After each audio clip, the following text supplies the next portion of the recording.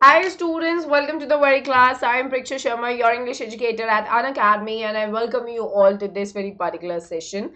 This session is going to be an important one, guys, because we are going to discuss figures of speech, okay? And this is literally going to be important because you know in your examination you get the questions right from this very particular domain, that is the poetic devices, and a lot of you get confused as in that what is the right one and what is the wrong one. I mean that what is the meaning of one particular figure of speech and what is the meaning of another figure of speech. So guys, make sure that you all are going to listen to me super duper carefully today because this is going to be for your good.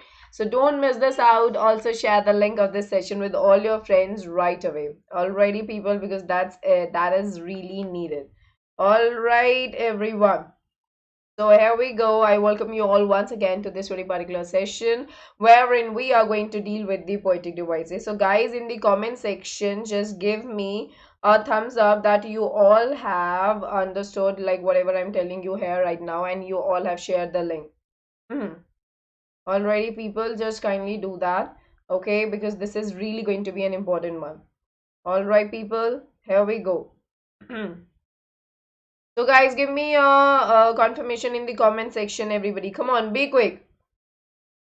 Be quick, guys. Be as quick as you all can. Give me your confirmation in the comment section. Hey Sri Lalita. Hi, dear. Hello, Arjun. Hello, everybody. Welcome to the very session, guys. Moving ahead, you guys know that I'm Preksha Sharma. Let me give a very brief introduction about myself, guys. I've done Masters in English from Delhi University. And for the past few years, I've been guiding a lot of students to be literally super duper amazing in their communication skills and score good marks in their academics as well. So I'm sure that I'm going to help each one of you as well. Alrighty people, and I'm a plus verified educator as well, guys. So my course is already there for class 9 students, and for all the class 10 students I'm going to arrange the special classes soon, so make sure that everybody is going to follow me super duper carefully. And guys, now this is the Telegram channel that we have got. This is for all of you. Kindly join this very particular channel. This is for your good because all the educators are going to come up with the amazing sessions already. They are going to come up with the amazing sessions, and we don't want any one of you to be completely deprived of something that's going to be literally important. Okay guys, so now moving ahead, everybody.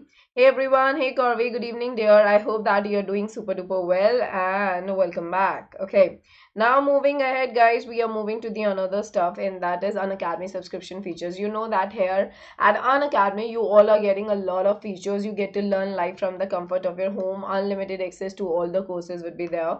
Top educators of India would be there on one single platform. Regular doubt clearing and answer writing sessions would also be there. Exhaustive coverage of the entire syllabus. So guys, when I am saying that unlimited access to all the courses would be given, that basically means that all the courses for other subjects as well.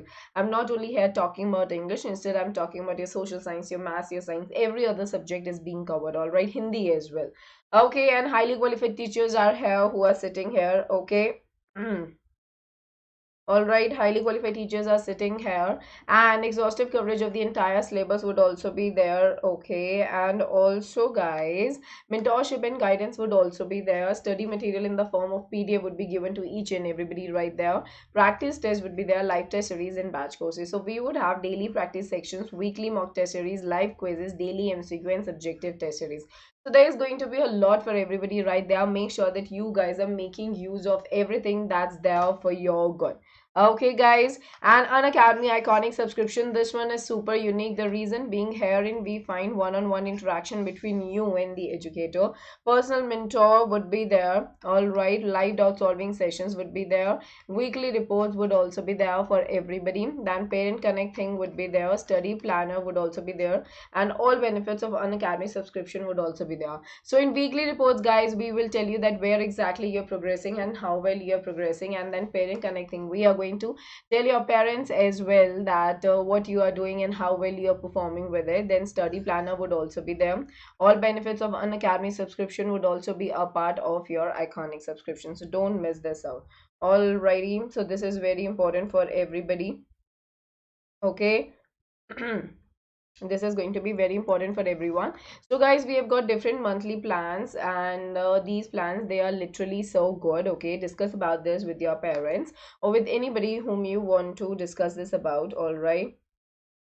And guys, we have plans for like 48 months, for 36 months, 24 months, 18 months, 15 months, 12 months, 9 months, 6 months, and 3 months. PSH 10 is the code, okay? And just make use of this code, and just make sure that you are availing 10% discount, okay? Because this code will give you all an affirmation that I'm going to be there to solve any of your doubts, okay? So being your well wisher, I would like to tell you all, try to go for a longer tenure because that's always beneficial. Alrighty, people. Is it making sense to everybody right there? So, guys, Unacademy Emerge, it is be the first one to practice for CBSE Term 1 as per the latest exam pattern. Free live mock test every week aligned with latest CBSE guidelines. Toppers features on Unacademy social media handles would be there. Detailed performance report would also be there. Video solutions by top educators in all India rank for all our dear and darling students. Okay, this is for your good. All right. And guys, Unacademy Emerge, it is India's first free mock test series for CBSE Term 1 examination. I'm sure you all are prepared for your test on 23rd and 24th October. On 25th October, that is today, we are having it like from 5 to 6:30 p.m. business studies for class 12th commerce students, and for class 12 science students it is physics, and on 26th it is going to be chemistry, 5 to 6:30 p.m. Already, people, so just make sure that you all are enrolling for this because this is completely free and all the questions, they are for your good. All right, people, is this making sense? All right, so Unacademy free special class features for everybody right there. Live real time interaction using chats and emojis. Ask the questions using the question tabs. Live poll options for quiz would also be there, and poll leaderboard. Compete with your friends as well. Now we are coming to the poetic devices or the figures of speech, as you all understand. Would you please tell me in the comment section, guys, what do you mean by this and how many figures of speeches you are aware of? Come on, everybody, in the comment section right away. I'm looking at the comments, guys. Come on, everyone. Come on, everyone. Yes, guys. Hmm. Be quick, everybody. Just go ahead. All right, 22nd, your was your English pre-board exam already. Okay. Guys, this is not going to be a Menti herein. Instead, we are going to deal with the very concept of the poetic devices because a lot of you find it really difficult in understanding. Okay, so let me just see that. There are 8 types of figure of speech. Just 8, are you sure? All right. Hey, Priyanshi. Hi there. So come on, everybody, tell me, like, what do you understand by this term? What is a poetic device? Okay, what is a figure of speech? What does it explain? What do you understand by this term? What does it mean? Hey, Suraj, hi, everybody. All right, to make a line beautiful, we use the poetic device. Pushpendra, quite right. So that means that in order to beautify the language, we use the figures of speeches, right? This is what you are saying, Pushpendra. Hey, Suraj, hello, everybody. Come on, tell me. Yes, this is not something that you guys are not really familiar with because such questions are usually asked in your examination, right? Noun, pronoun, verb, adverb, adjective, preposition, conjunction, and interjection. I'm not talking about the parts of speech. Corby, that's the part of speech. Herein, I'm talking about the figures of speech. Okay, the poetic device I'm talking about. Figure of speech is known as what? That's known as your poetic device. Have you forgotten about this? Herein, what am I talking about? I'm talking about the figure of speech, alright? You're a bit wrong here, Corby. Do you understand? Our poetic devices, what are they used for? Poetic devices are used to decorate a poem. Alrighty, people. So I am moving ahead. I think that it should only be me who should be speaking. So poetic devices, what are they? Poetic devices or the figures of speeches. What are they? Now let's see. Like what exactly is a poetry, guys? See, poetry has been around for almost 4,000 years.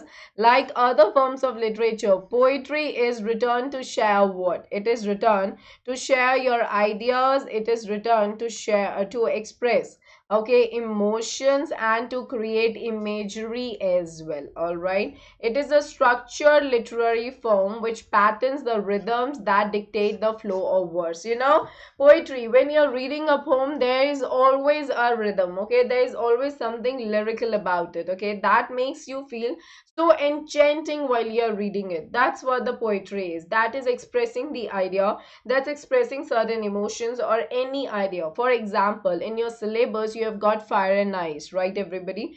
The language that has been used by the poet Robert Frost is very simple. It's not really sophisticated, it's not very much exotic. You don't see any difficult word there which doesn't make you understand what he is trying to tell you, right? You get the meaning so clearly. So the language there is so simple, but in a way that is expressing one of the major ideas of ending the world through human traits, that is hatred as well as desire. So that is what the task of our poetry is. Guys, always understand the concept of the poems in a deeper manner. That gives you a greater analysis of the given notion, okay, of the given concept. Is that clear? Is that clear to everybody? Yes. So now, Corby, not a problem. I'm coming to that, Prasuk. Don't be worried about it. Now, moving ahead, guys, what are the poetic devices? Very important. Poetic devices are a form of literary device which is used in poetry. See, we have got different names. All right. You have got this poetic devices. All right. Or you say figure of, just a moment. Yeah, here we go. Yeah, or you say figure of speech, all right, figure of speech, or you say what, or you say literary device.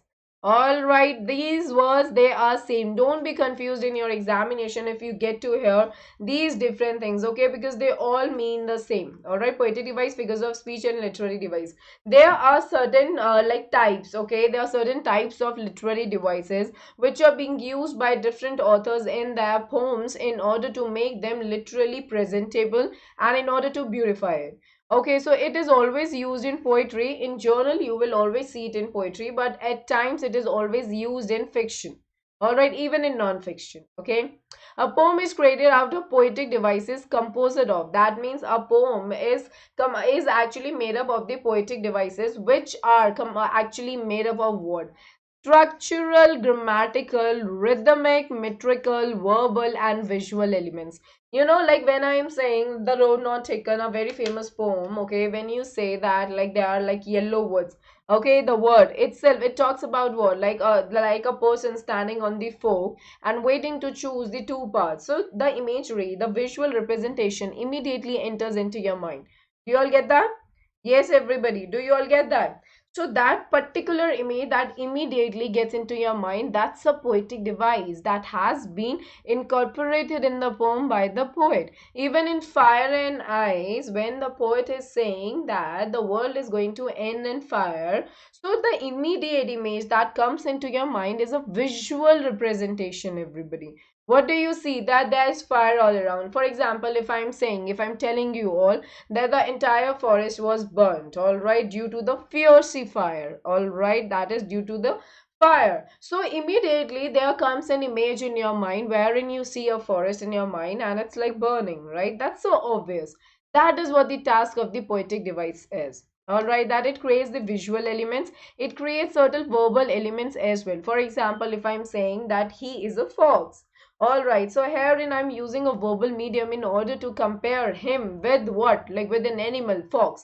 And fox is known for its cunningness, for its cleverness. So ultimately, I have indirectly compared him to the fox. All right, then metrical, that basically means the entire way of going about a poem. Okay, rhythmic, that means there's a rhythm that is being followed. Usually, you are being asked about the rhyme scheme in your examination. So that particular rhyme scheme is dealing with your rhythm. Then grammatical aspect, there are certain grammar ways of writing. There are certain ways that the grammar have been used in your particular poem. Alrighty, people, clear to everybody right there? Now let's move ahead. What is poetic device style? Important for understanding. See, poetic devices shape a poem. Poetic device is also known as poetic diction. Understand here, okay? I'm talking on a very deeper concept right now for all of you to understand in a correct manner.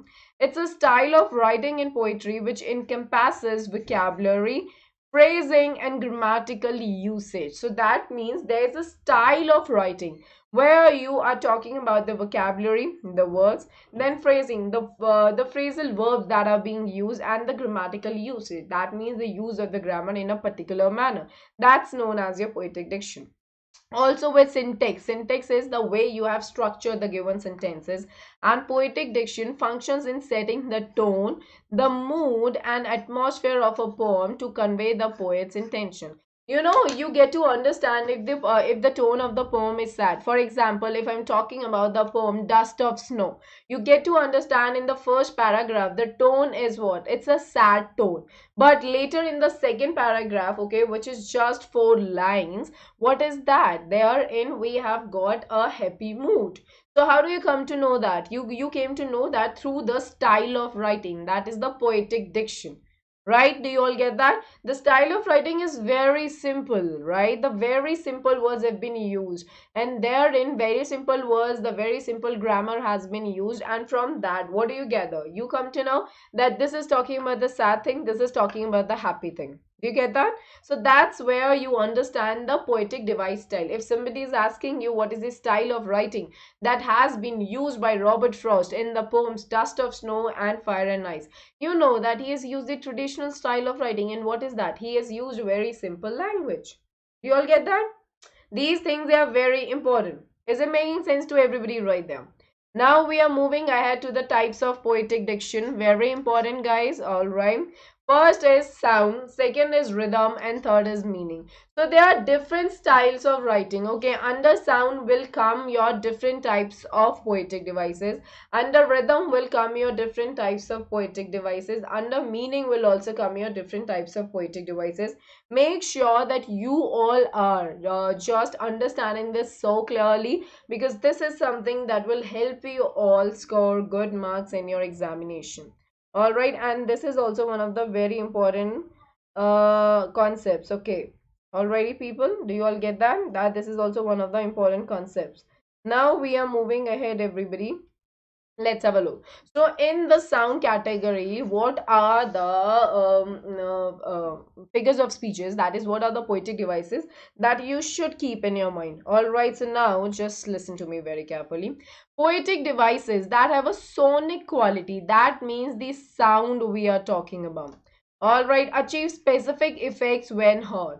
Words with a sound like quality, okay, can strike readers as soothing while evoking certain thoughts and feelings associated with it. In simple words, poetic sound device help a reader hear a poem. Okay, for example, you must have heard this word boom, right? Like when you lit the cracker, which is actually a very bad thing because it creates like a lot of pollution and you should always be avoiding it. But what is the sound that is being created when you see that a cracker is being bursted? That's the boom sound. Right. So here in what am I doing? I'm writing that word. Right. So this is something that's working as a figure of speech that's being incorporated by the writer in the text. Do you get that, everybody? Yes. Do you get that, everyone?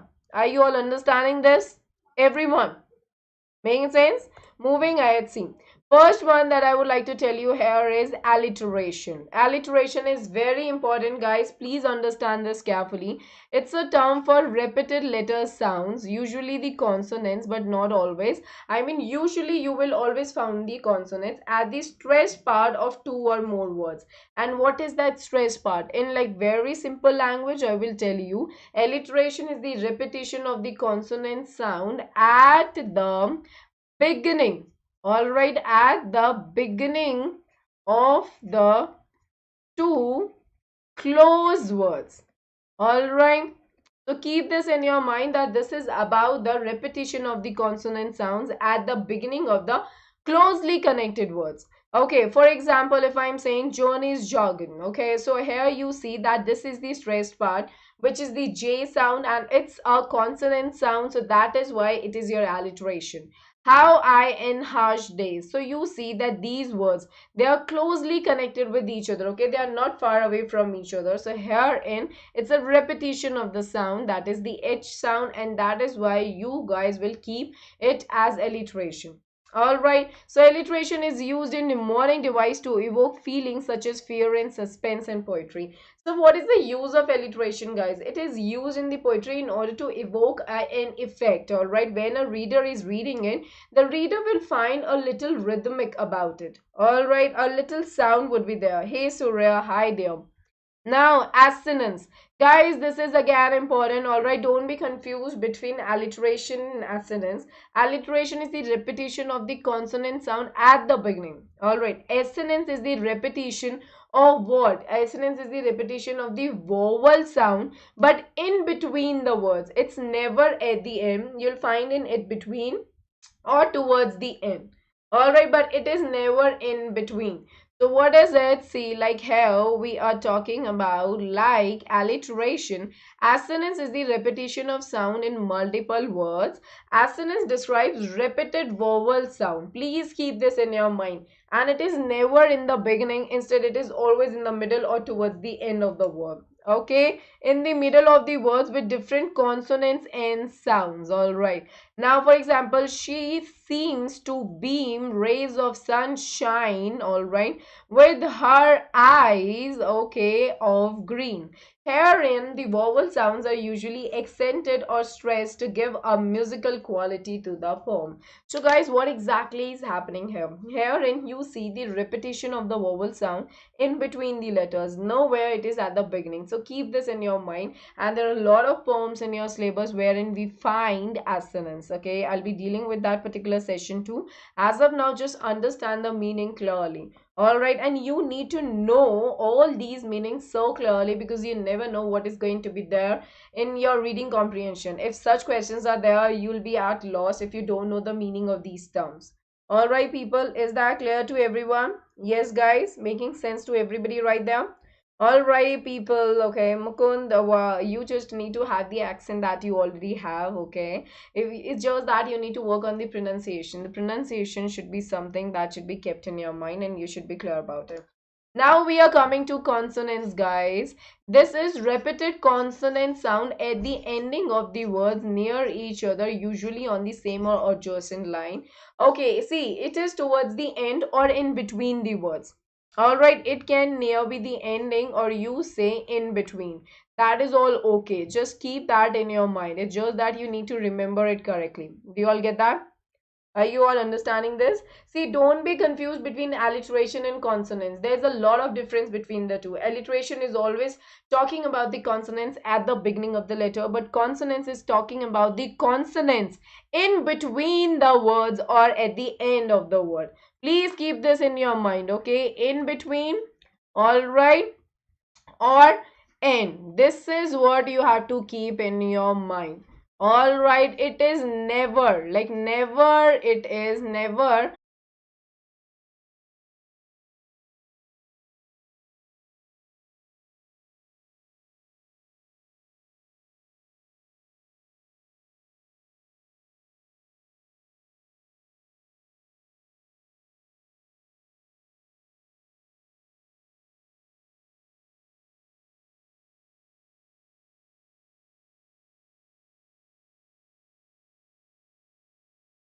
Hey guys, am I visible to everybody right there now or not? Kindly please give me a confirmation in the comment section because I think that I am, if I'm not wrong about this. Alrighty, people. So I'm so sorry. I don't know what actually happened because there was some major issue with the internet thing. But anyway, now I'm back. So I was talking about consonants.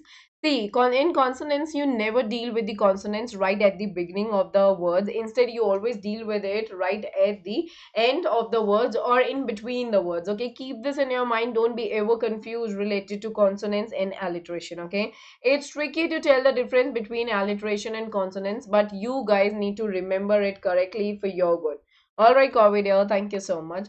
See, alliteration occurs at the stressed syllable in each word, and it is usually the very beginning of the word, okay? And consonants can happen anywhere, especially at the end of the word. For example, in many whipping, stood without weeping, mourning, worshipping. So this ing thing already, what exactly is happening herein, okay? This is something that is actually happening towards the end.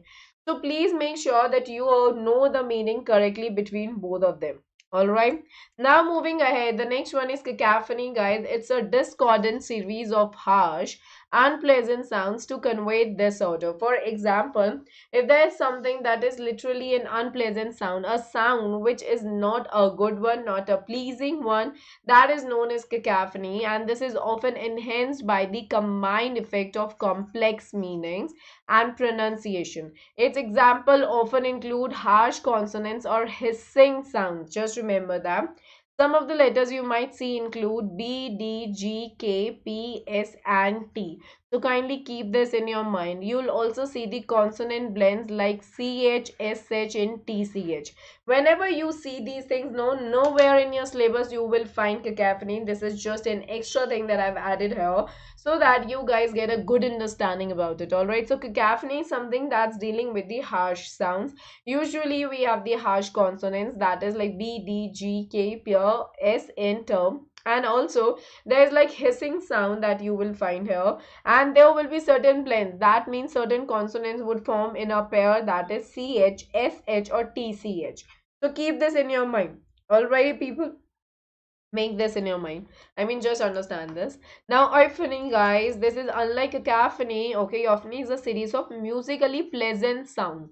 Okay, so what exactly it is dealing with? It is dealing with the pleasant sounds, the very sounds which appeal to your ear, which doesn't seem to be harsh to your ears, and it gives a like a melodious quality. All right, it is very much melodious and very nice, conveying a sense of harmony to the reader. They contain lots of consonants with soft or muffled sound. That basically means the sound which is not appearing harsh and which is very soft to your ears, such as the sounds of L, M, N, and R. That is what your euphony is. Alrighty. Again, in your syllabus, you will not find this one anywhere.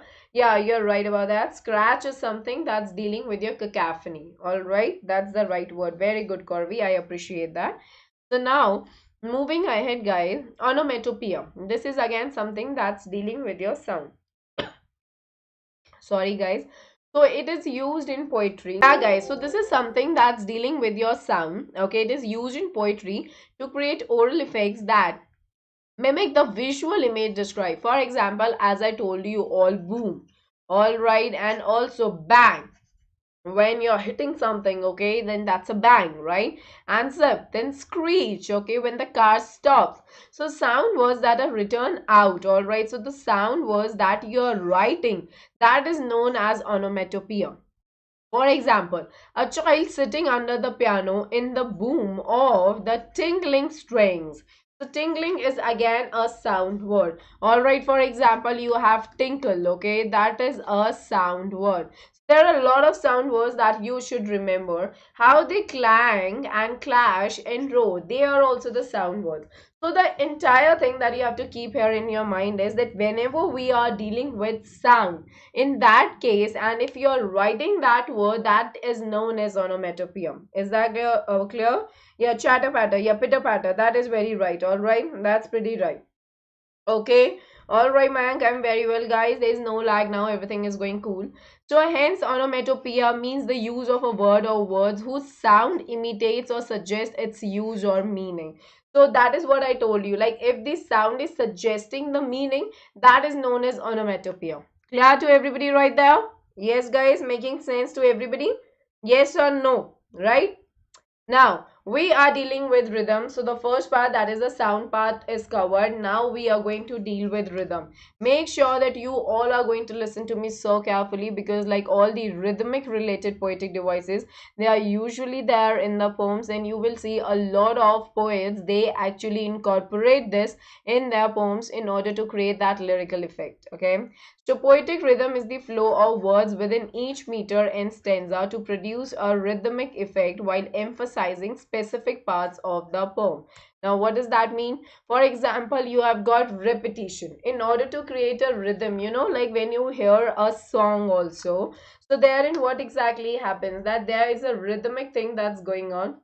There is a particular rhythm, there's a particular music, there's a particular lyrical thing that goes on. Alrighty, people. So, Corby, I'll be taking your doubt. Okay, you're saying that I'm coming to that. Okay, don't be worried. Repetition: a word, phrase, or line or group of lines that is repeated for effect several times. At times, like in most of the poems, or like in many of the poems, you will see that the poets, they are repeating certain words, they are repeating certain phrases, they are repeating certain lines, okay, or group of lines. Why do they do so? For example, if I'm saying read the chapter, okay, you should read the chapter carefully.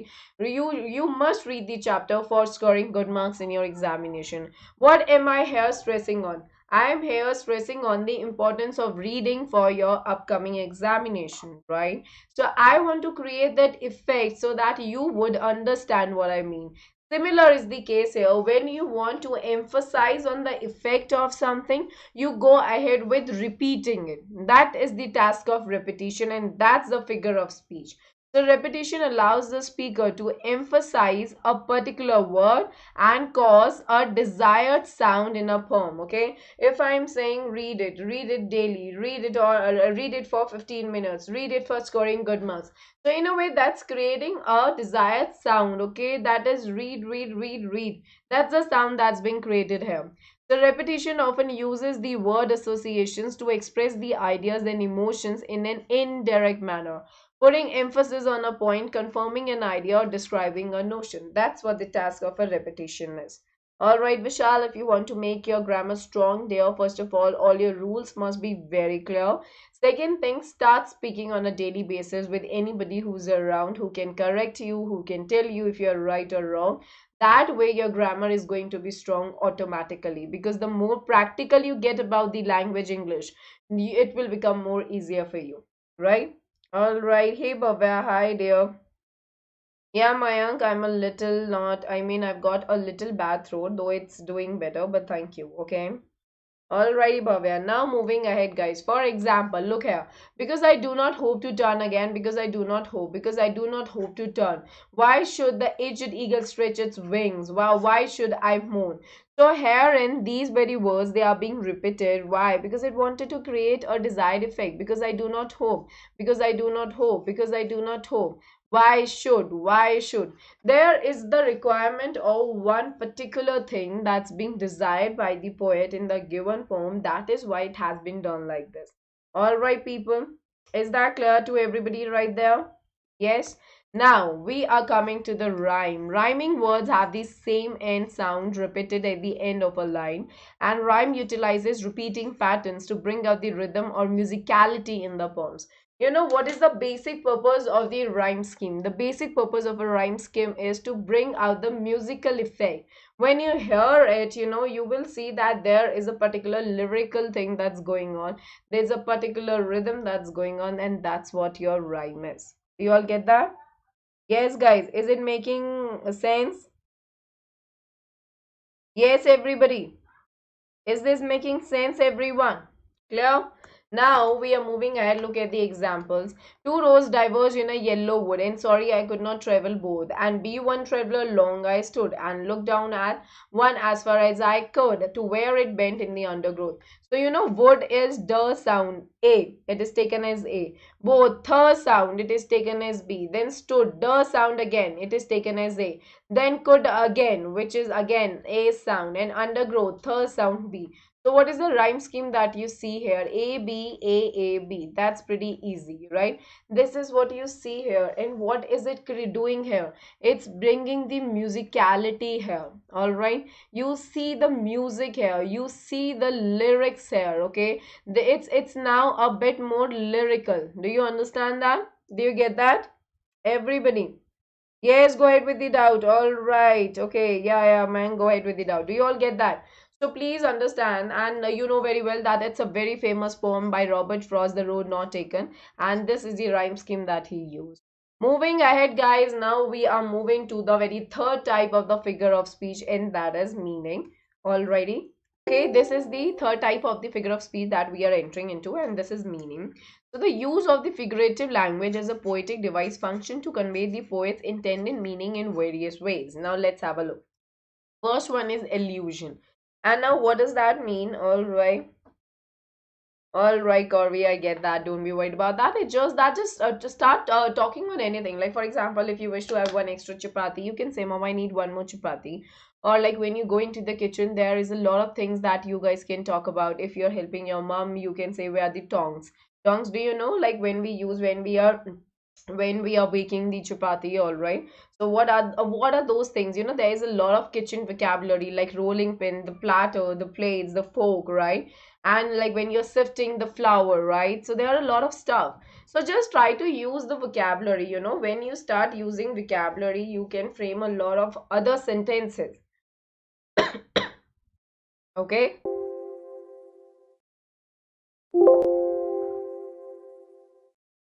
Yeah, Corby, that's pretty good. Like if you used to talk in front of the mirror, that's fine. Illusion.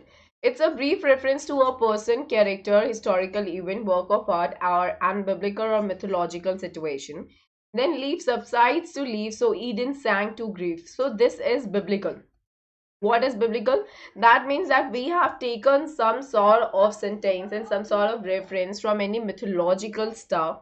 Herein we have taken that from Bible. Okay, so dawn goes down today, nothing gold can stay. Here the poet makes an allusion to the biblical garden of Eden to strengthen this idea that nothing, not even paradise, can last forever. So illusion is something when you are bringing in any kind of a statement or a phrase or words from any other source, then that is known as an illusion. Alrighty, people, is that making sense to everybody? Right, guys? Is that making sense to everyone?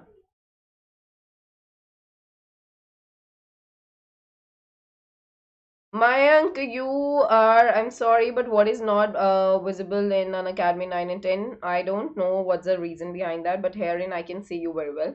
Now, moving ahead, guys, next is analogy. All right, it's a comparison or inference between the two situations to convey the poet's message more effectively. For example, what's in a name? That which we call a rose. By any other word would smell as sweet, so Romeo would were he not Romeo cold. So it is taken from Romeo and Juliet by Shakespeare. This analogy is likening Romeo to the freshness and sweetness of a rose. So when you're drawing, when you're making a comparison, okay, between the two situations, that's what an analogy is. Herein we see that here we are talking about, like we are talking about the likeness of Romeo to that of the freshness and sweetness of a rose. So herein there is a comparison or inference between the two situations to convey one idea in a more effective manner. Is that clear to everybody? Yes, guys? Is this clear to everybody right there? Now we are moving ahead to oxymoron. This is literally one of the amazing figures of speeches. You will find this so clearly in your poem Fire and Ice, wherein the poet says perish twice. All right. Okay. Moreover, even in a tiger in the zoo, you will see quiet rage.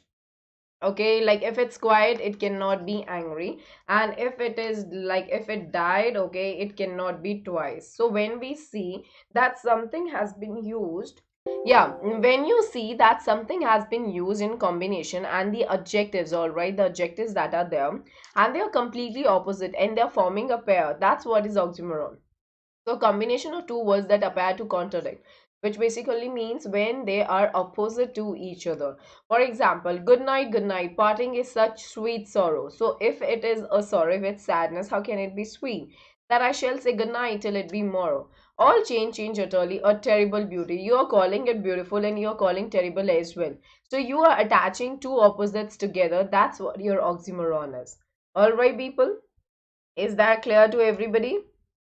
Raina, not a problem. Is that clear to everybody right there? Yes? Making sense to everyone? Right?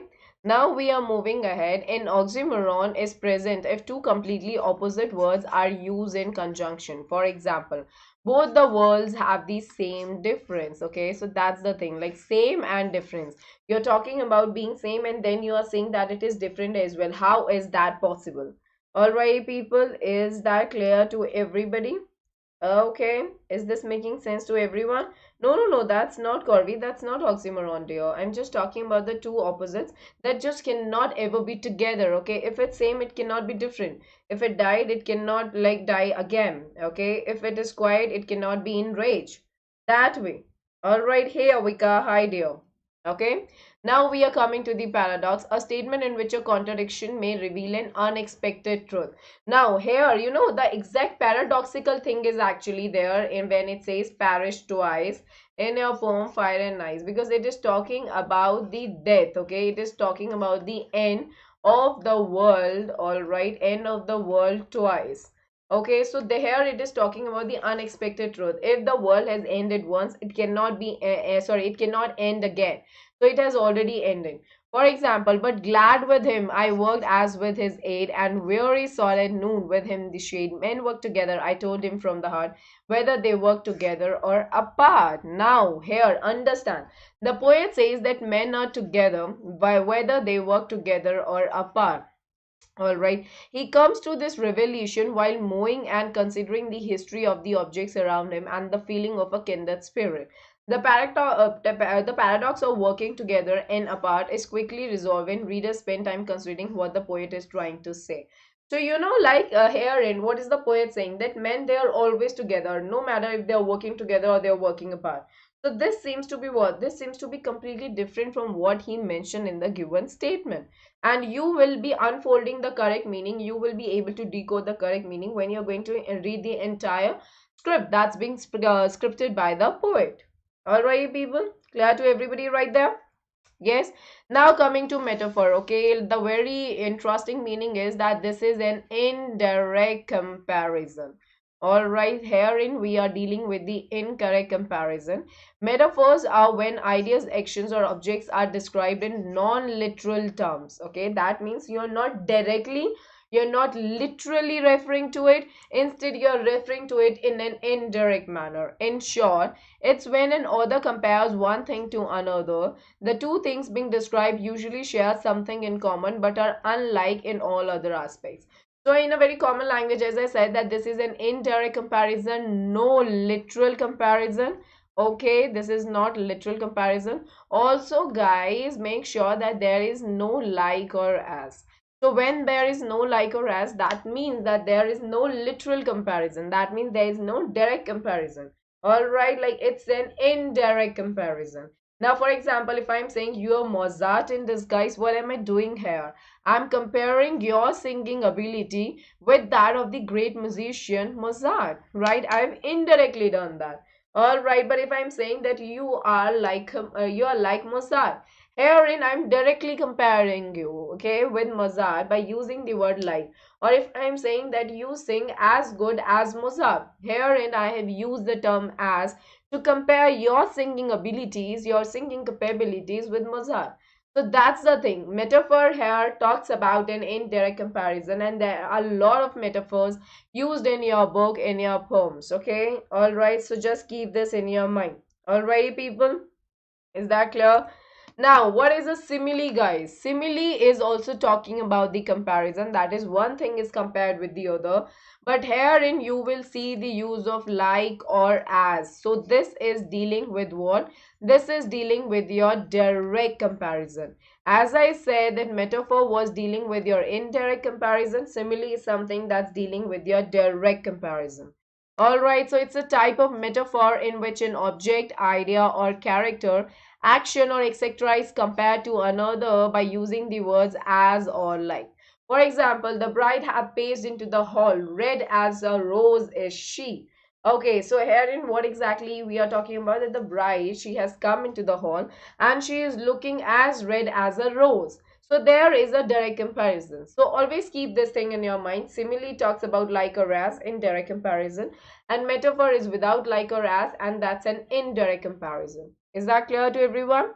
Then we have enjambment. Okay, this is also so very much used in a lot of poems in your syllabus. Keep this in your mind too. When a sentence continues into two or more lines in a poem, for example, they tell them a curious story. I don't believe it's true, and yet you may learn a lesson if I tell the tale to you.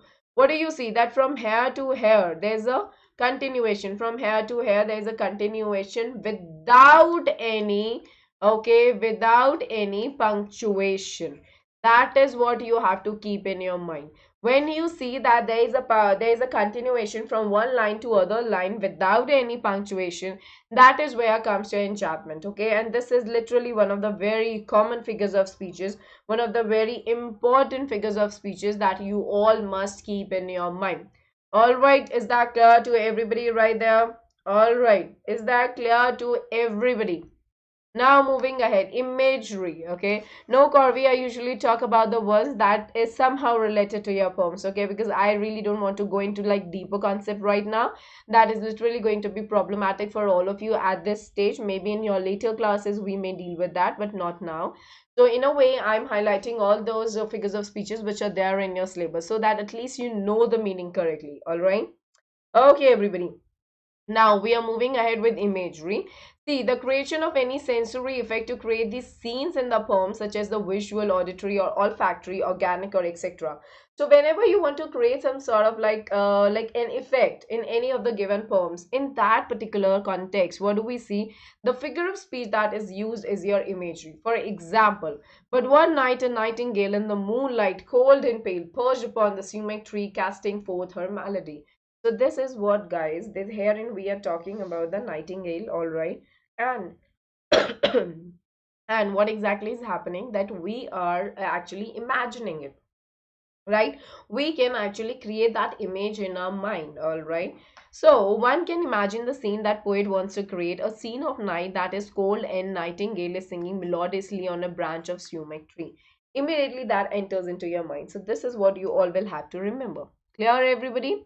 Now hyperbole, what is that? It deals with an exaggerated statement. Okay, when you are exaggerating something, when you are saying more than that is actually required. For example, my name is Ozymandias, King of Kings. All right. So herein, the poet has used hyperbole because Ozymandias refers himself as the King of Kings. So when you are like praising yourself beyond the limits, okay, when you're exaggerating your praise or when you're exaggerating the explanation or description of anything, that is where comes your hyperbole. All right. Keep this in your mind. Moving ahead, now we have got anaphora. This is again important and you will see that in most of your poems. What does it say? The repeated use of the word at the start of the two or more consecutive lines. Guys, don't be confused with repetition here, okay? So you don't have to be confused with repetition here because this is different from this, okay? These two, they are not same. Anaphora is the repetition of the word at the start of, okay, two or more consecutive lines. But repetition can be anywhere. The repetition of the word, phrase, or any group of lines can be at the, can be, you can see that at the beginning of the poem or towards the end. All right, so that's okay, that's acceptable, but that's not anaphora. Anaphora is only about the repeated use of the words at the start of two or more consecutive lines. For example, said the frog, I tried to teach her, but she was a stupid creature, far too nervous, far too tense, far too prone to influence. So you see what is actually happening here. So in all these consecutive lines, you see the repetition, okay? And that's happening right one after the other. That is where comes your what? Like far is used in the beginning of the two consecutive lines. And that is what your anaphora is. Keep this in your mind. Hey Borwal, alrighty. Hi Whitey Shorts. Okay. Now personification, very important. It means to give human quality to an unanimate object or a non-living thing. So when you are like here, you know, like in your very poem, what is that? A tiger in the zoo. All right, in the poem a tiger in the zoo, we see that the tiger, okay, tiger has been personified. All right, how do we come to know that tiger has been personified? Because the poet, he uses the pronoun he for it. All right, and we know that usually for animals you use the pronoun it, but herein he has used he. So that is what personification is. I'm dotted silver threads dropped from heaven by the gods. Nature then takes to me, adorn her fields and valley. Her, okay, so nature has been personified here. Her has been used for nature. The rain is personified by the poet. It describes itself as silver threads from heaven. And also, like, I am dotted silver threads dropped from heaven. I here is who? I here is rain. and it has been personified. I can use I for myself. Anything which is non-living, okay, which it doesn't possess the human-like qualities, cannot say I to it, right? So here rain has been personified. Then we say that nature then takes me to adorn, all right? So here we see her fields and valleys, so nature personified. So you have to keep this in your mind, that we always, all right, that we always keep this in your mind, that sorry, always keep this in your mind, that whenever we are attributing any human-like quality, all right, to a non-human, that is where comes your personification. Ryan and Corby, that's so sweet of you, dear. Thank you so much. I'll do that for sure. Don't be worried about that. I'm on medication, so I'm fine. Then we have symbolism. It is often used to convey a specific meaning to the audience. Writers often employ this literary device as a means of artistic expression. You know, the poem, which is The Road Not Taken, all right, that's symbolic of the opportunities, okay, that's symbolic of the choices that one come across in one's life. Like two roads diverge in a yellow wood, and sorry I could not travel both, and be one traveler long I stood and looked down one as far as I could. So in the poem The Road Not Taken, the two roads, they symbolize, I mean, they show the choices in front of the poet. This is again one of the important things, guys. This session is a very important session. Make sure that you all, if you have missed anything, please again visit the session, okay, and just kindly watch it for your good, because that's really needed, okay. Alrighty, I hope the entire session was clear to everybody right there. I would like to tell you all the Unacademy subscription features. One, again, you get to learn live from the comfort of your home. Unlimited access to all the courses would be given. Top educators of India on one single platform. Regular doubt clearing and answer writing sessions would be there. Exhaustive coverage of the entire syllabus, mentorship and guidance, study material in the form of PDF. Practice test, live test series, and batch courses. So we would have daily practice sections, weekly mock test series, live quizzes, daily MCQ, and subjective test series. Guys, ongoing batches are going on. I mean, we have got certain ongoing batches for class 9 and 10. For class 10, on 11th October, we started term one quick go through batch for all these subjects for math, social science, science, English, and Hindi. Enroll in these batches, and for class 9, we started with this batch again on 11th October, quick go through batch for all the subjects for English, math, science, Hindi, French, and social. Okay.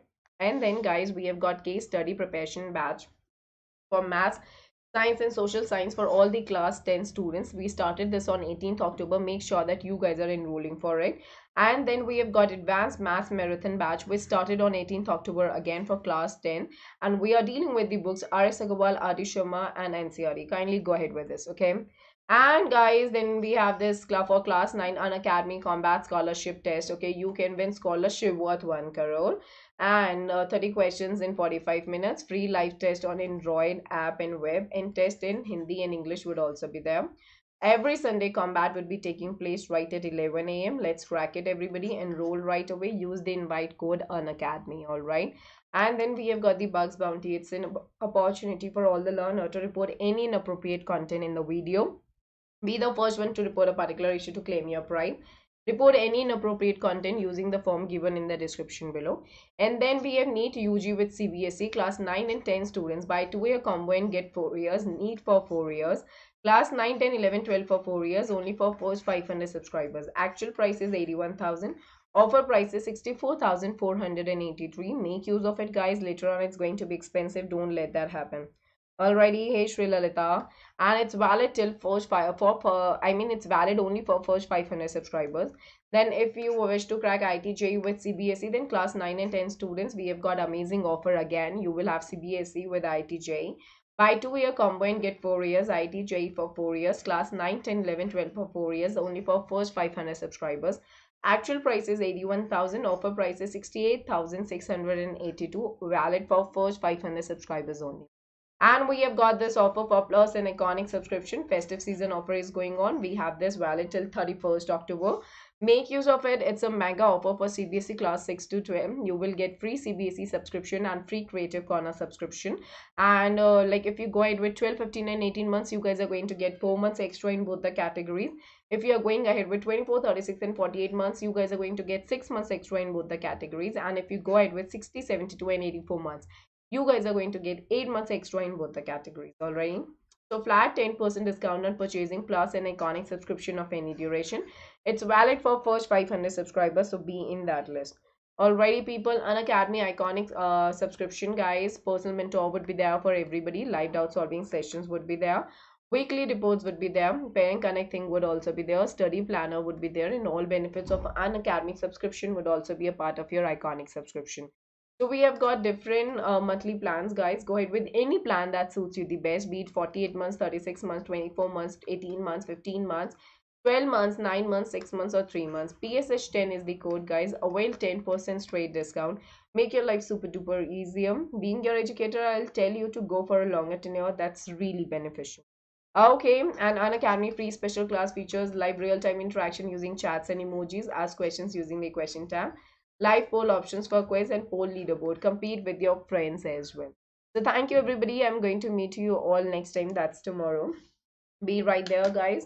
All right, and just hit the bell button if you haven't subscribed the channel yet, and do not forget to like the session and also share it with your friends. And you can always download the PDF from the very link which is given in the subscription sorry from the very link which is given in the description below.